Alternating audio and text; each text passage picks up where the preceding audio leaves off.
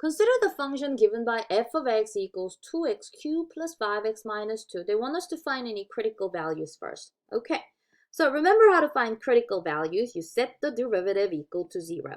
So let us find the derivative, f prime of x.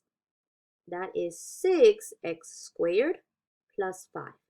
You set it equal to 0. Okay.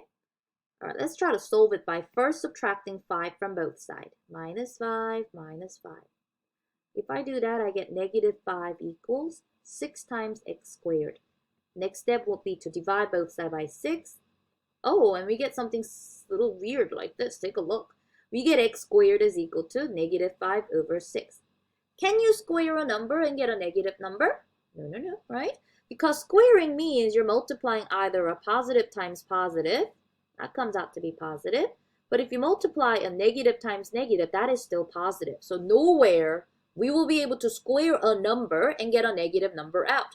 So, if you didn't realize and you try to still take square root, you will realize that you are looking at an imaginary number. This is not a real number. Okay, critical value has to be a real number.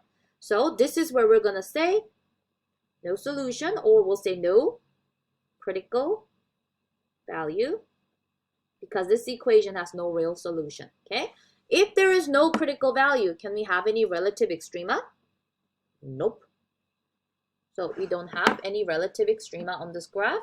But that's funny because cubic functions usually have these relative extrema, right? So let's try to graph it and see what kind of function we are looking at. Okay, so that was my previous example, but let me do 2x cubed plus 5x minus 2.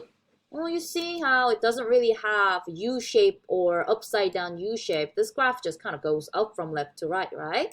So there's no relative extrema, or in this case, no critical value.